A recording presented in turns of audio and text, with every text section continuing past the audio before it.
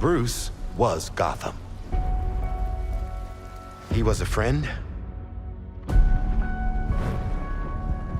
a mentor, a protector. You've always had my back when I needed you. I know you'll keep Gotham safe. With the ongoing spree of homicides and kidnappings across the city, police are now urging citizens to remain indoors. Let's knock some heads.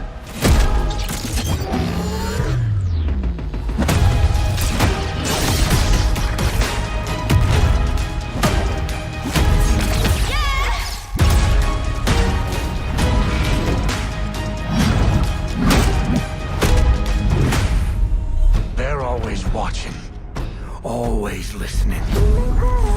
The Court of Owls has sentenced you to die.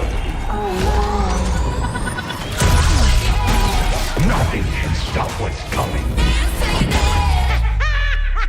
Let's play! Tonight is mine.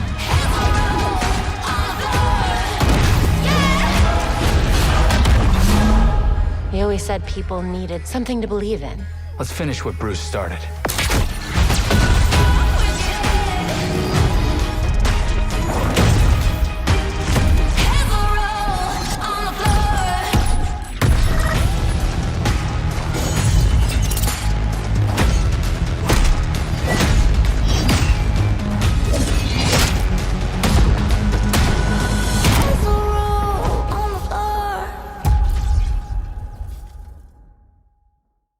What is up, everybody, and welcome back to another episode of the Classic Chronicles. I hope everybody enjoyed their weekend and is ready to conquer the week that is. Man, listen, man, I've been having a lot of fun these past couple of days, I should say, playing one of the most anticipated games of the year. And we're gonna talk all about it today, man. I'm gonna try not to spoil it too much. I'm gonna give you my impressions of it, and let's just go, man. And of course, I'm talking about Gotham Knights. So, man, me being such a huge fan of the Arkham series, you know, Arkham Asylum, Arkham Knight, and Arkham City, I was super excited to play this game when it was first announced. The anticipation was building up, man.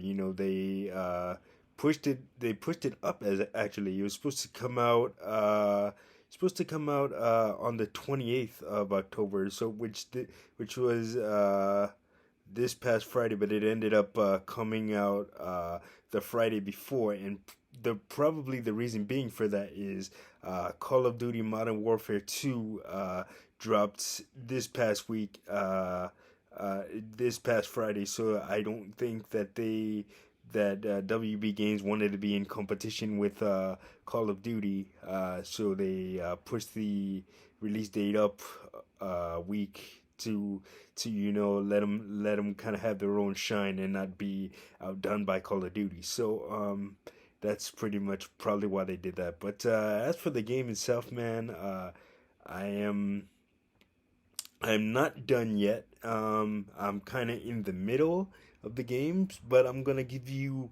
my early impressions of it. I'll probably update this review once I finish the game, the campaign, and I'll probably, like I said, update the review with a final review on this one. But as for my early impressions of the game, man, I like it. I like how it handles, man.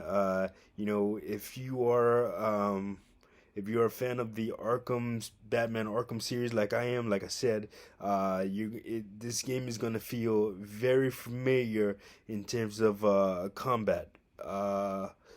But you know, there are new layers added to it, such as you know how Batman had pretty much everything rolled into one, while you know, the fighting skills, the detective skills, everything rolled into one.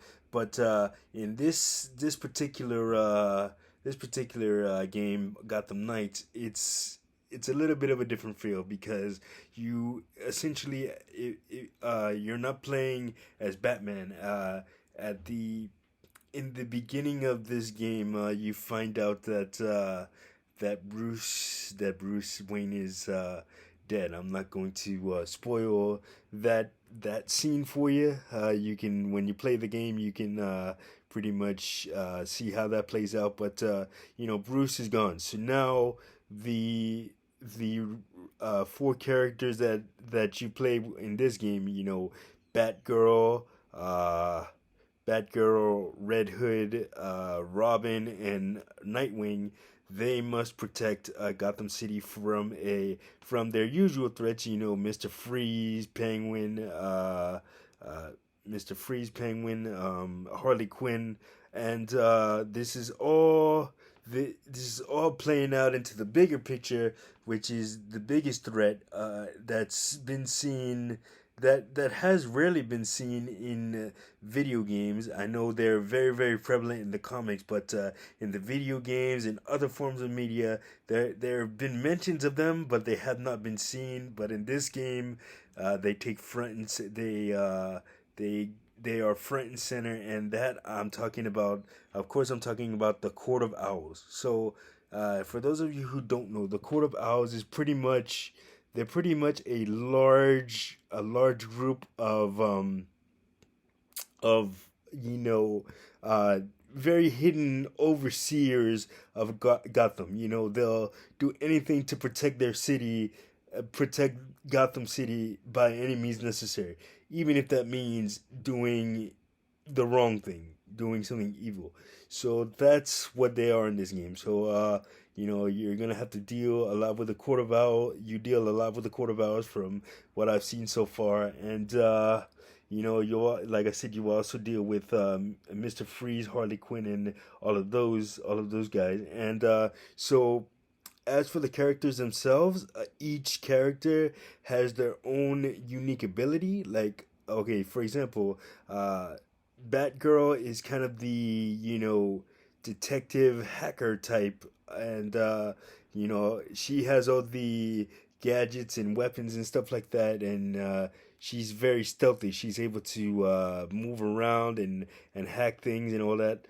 So and then Robin is kind of the same thing, but Robin is kind of the same thing because as y'all know, even if you haven't read the comics, you've probably seen Batman the animated series. He's trying to step out of the shadow of being Batman's sidekick, but Batman has essentially taught him everything he knows.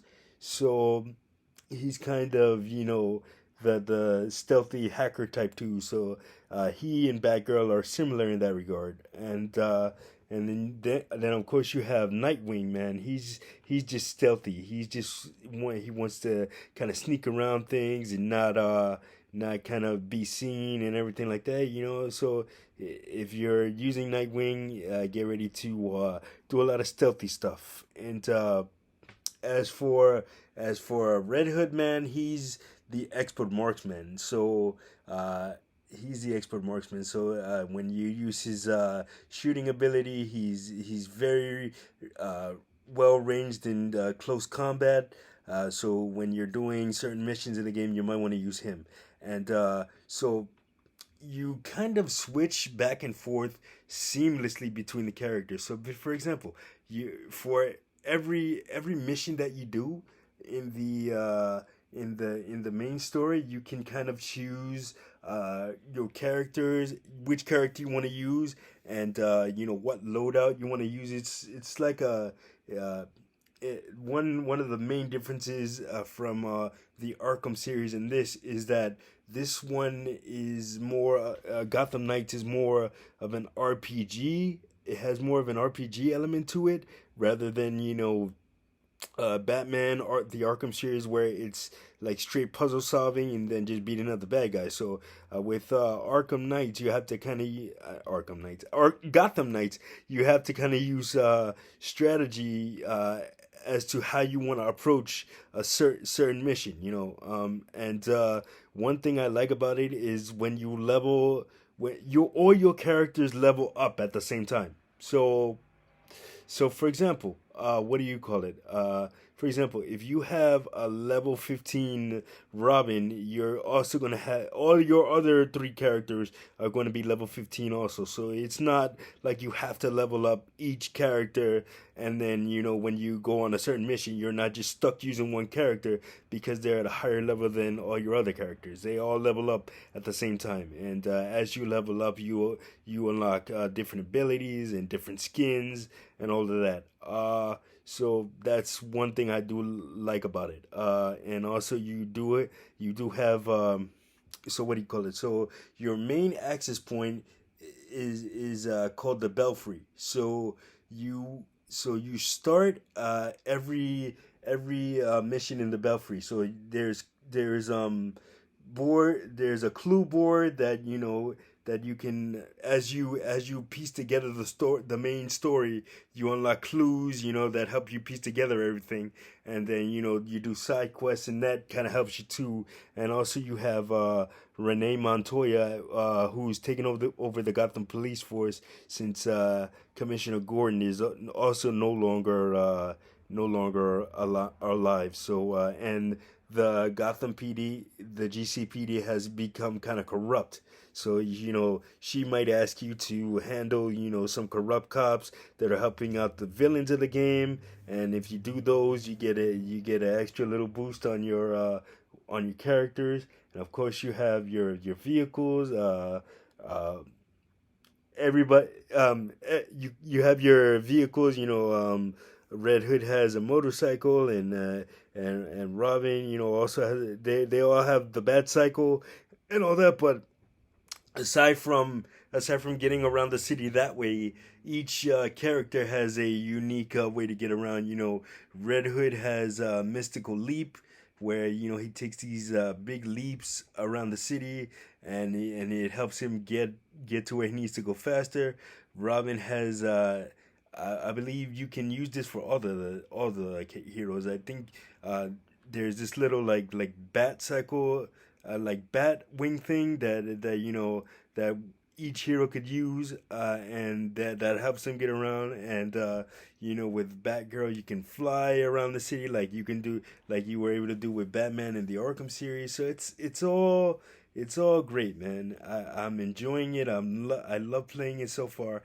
But the one legit gripe that I do have, and I think a lot of people have, especially if you're playing it on consoles, man, you're locked in at 30 frames per second. And sometimes when you're playing the game, there's a significant, it's capped at 30 frames per second, but that doesn't mean it can't drop below that. So you're not really getting a genuine graphical experience, especially when you're playing on consoles.